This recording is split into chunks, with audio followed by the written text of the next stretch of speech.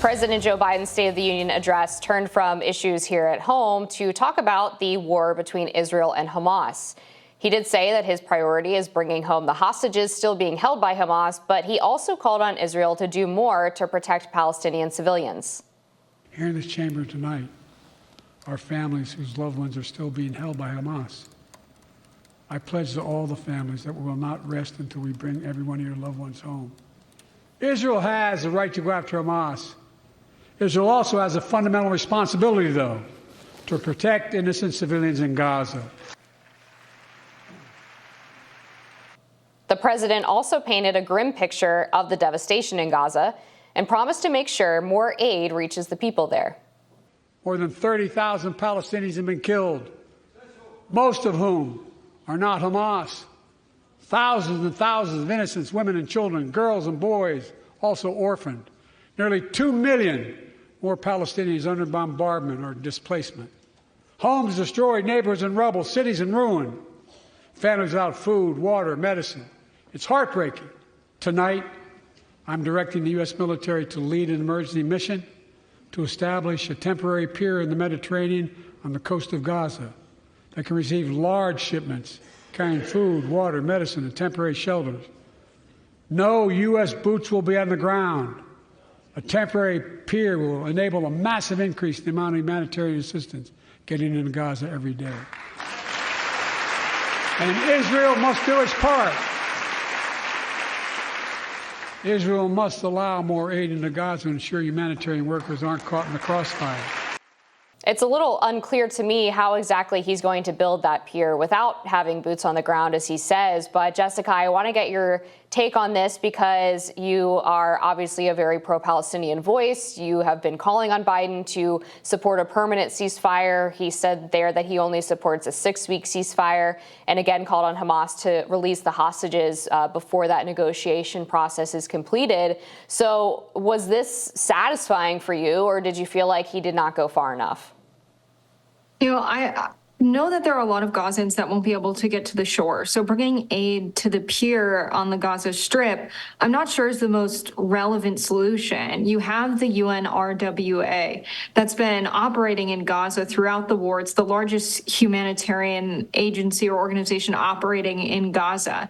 And you have the United States having the recent bill passed through the Senate have a provision in it saying that the United States will not give any aid to the UNRWA because there are unsubstantiated claims by Israel. They haven't provided any evidence of this, that there were members of the UNRWA that were complicit in the attack on October 7th. Now, the UN, in response, fired those dozen employees that were accused pending the investigation. Still, there's no evidence. They're no longer working there. So the fact that the Biden administration froze funding, and now we have a bill coming through the Senate saying the United States is no longer giving funding to the one agency that is on the ground, that is able to get aid directly to the places that need it. A lot of the roads have been bombed. Palestinians cannot move through Gaza freely.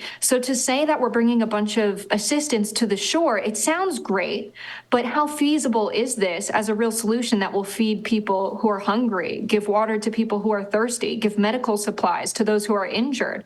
And he didn't really talk in a lot of detail about the numbers there. Just to say, you know, Israel has a responsibility to reduce the amount of civilians who are hurt here, but they have the right to go after Hamas. Do they have the right to go after Hamas at the expense of 30,000 civilians? There are 17,000 children who are injured with no surviving family. And that's just a really disgusting number. The fact that, you know, we're funding this operation, this ground operation now in Rafah, which could be even worse than the ground operations we've seen just throughout this war since October 7th. It's a bit ridiculous for him to say something as passive as, you know, they have a responsibility to reduce civilian casualties. They have a responsibility to avoid civilian casualties, and they've neglected it. And so this promise of aid is just not really a relevant solution to the crisis in Gaza. I just want to push back on 2 points. I do know on the question of the UNRWA, there was a member who brought a guest to the State of the Union last night whose son was killed in the October 7th attack. And he's actually viewed video of his son being dragged into Gaza by a UN RWA worker. Now, we don't know if all 12 have all been vetted. Those claims, they're still investigating them, but I do know that there is some evidence available. There's not no evidence that some of them were involved or complicit in the October 7th attacks. And then on the 30,000 number, I do think that that includes the Hamas fighters who have been killed as well. I don't think all 30,000 are civilians, but getting into this larger point about the U.S.'s responsibility here, I mean, I think the reality is that if you're using foreign aid to support an ally, then you should be able to leverage that ally to behave in a way that's consistent with your values. And here it seems that Biden is unwilling to basically use that lever as a means of getting Israel to either do what he wants or do something that is consistent with what his base wants. And we've seen now the uncommitted vote growing over the past few weeks. There were only about 2 weeks that they had to organize before the Michigan vote. They ended up getting increased votes in Minnesota and then in Hawaii. So it doesn't seem just like this issue is going away anytime soon for Biden. And I wonder how it's going to affect him heading into November.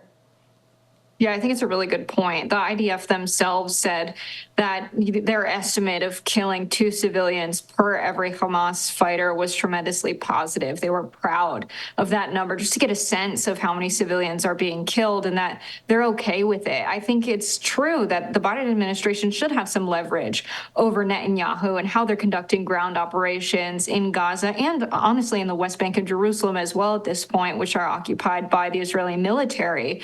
There should be leverage there. They should be reviewing the plans that they have and the strategy for the ground invasion in Rafah, which the Biden administration time and time again has said things like, we're not checking Israel's homework. You know, they're their own country. We're not getting involved directly. But sending $14.1 billion is being involved directly. And the fact that they don't see it that way, I think is very dishonest. I think they absolutely do see it that way, but they don't want to be held responsible for Israel's war crimes. But they do want to support Israel. And it's honestly a cop-out. And at this point, I think it could determine the election for Joe Biden, seeing what we saw in Michigan, seeing what we've been seeing in Minnesota in terms of people showing their discontent for Joe Biden, which was assumed by the establishment to be the shoo-in nominee. It really seems to me that he didn't say enough to reassure those people in the State of the Union to turn those votes around. I've also noticed that some people on the left are sort of starting to turn on each other for allegedly not doing enough activism or doing performative activism. So I don't know if you're familiar with the Dear White Staffers account on Instagram, but it's basically this an Instagram account that's run anonymously, and it takes tips from people on the Hill or in the White House about mistreatment or toxic work environments. And this account has been one of the loudest voices for pro-Palestinian activism here in Washington, D.C. And recently, there were a lot of followers of this account that were getting quite upset that all of the White House staff who are on the Palestinian side have not walked off of their jobs yet.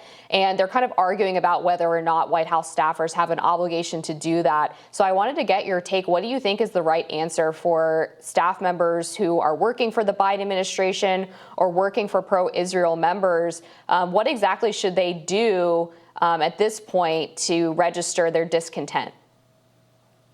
Yeah, I think they should do whatever they're comfortable with doing to voice their opinion. You really have to meet people where they're at. People are concerned about, making rent, paying their bills. They're concerned about losing their jobs. It's not really that different from someone, not being willing to walk off the job at Starbucks, right? Starbucks has been known to support a lot of the IDF's operations, to be operating in Israel, in the West Bank. And so I think when we consider what's a relevant action for a worker to take, we can't really impose our beliefs on what should be done in terms of direct action onto someone else. We could try and persuade them. We can say, here's my ask. I think this would be really effective if you all did this. And you can be really persuasive. And if they're willing to do what you ask them to do, go for it. But also, if you're trying to convince someone of something, you're in the role of an organizer as well. And you haven't done enough as an organizer if you haven't convinced them to join you in a direct action. And so to shame someone for not doing what you want them to do, you're being a bad organizer in that position. So that's really how I see it. It's kind of an old school organizer mentality. But I really think that if we want to, make ourselves heard, instead of commenting on the Dear White staffer's account, call your representative all day, every day. Go knock doors, go talk to people in your district and get them to call their representatives. Because the more time you spend shaming someone else instead of organizing people into action, you're also, not being very helpful for the movement either. Thanks for that breakdown, Jess. And we're going to be back with more Rising after this.